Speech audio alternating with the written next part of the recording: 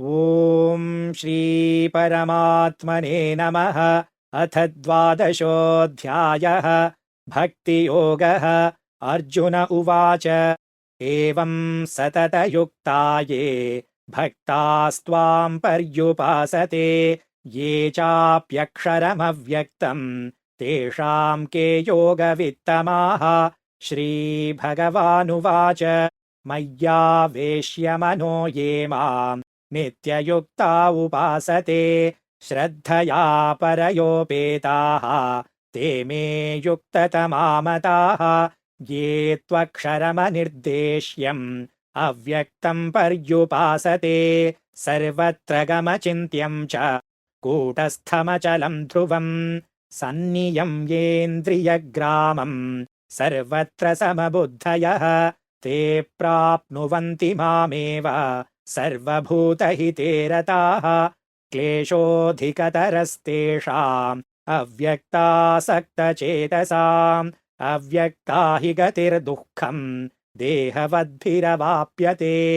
ये तु सर्वाणि कर्माणि मयि सन्न्यस्य मत्पराः अनन्येनैव योगेन माम् ध्यायन्त उपासते तेषामहम् समुद्धर्ता मृत्युसंसारसागरात् भवामि न चिरात् पार्थ मय्यावेशितचेतसाम्।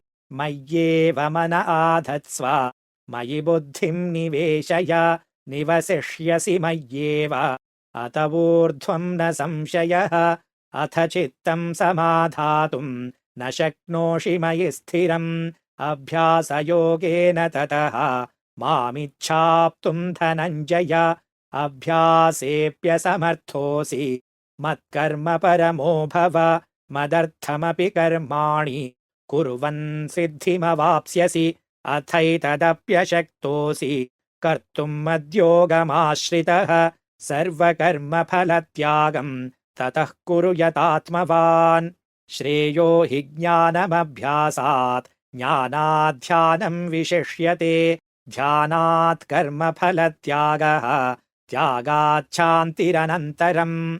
अद्वेष्टा सर्वभूतानां मैत्रः करुण एव च निर्ममो निरहङ्कारः समदुःखसुखः क्षमी सन्तुष्टः सततं योगी यतात्मा दृढनिश्चयः।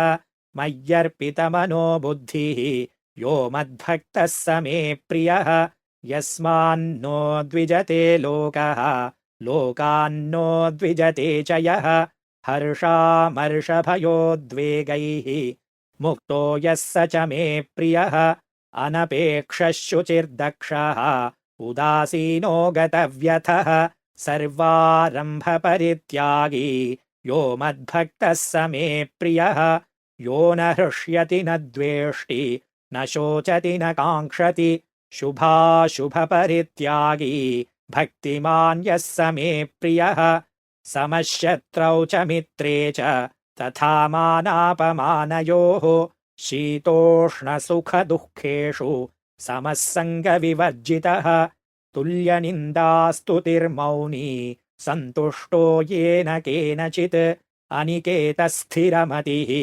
भक्तिमान् मे प्रियो नरः। ये तु धर्म्यामृतमिदम् यथोक्तम् पर्युपासते श्रद्दधाना मत्परमाः भक्तास्तेतीव मे प्रियाः। ॐ तत्सदिति श्रीमद्भगवद्गीतासु उपनिषत्सु ब्रह्मविद्यायां योगशास्त्रे श्रीकृष्णार्जुनसंवादे भक्तियोगो नाम 12.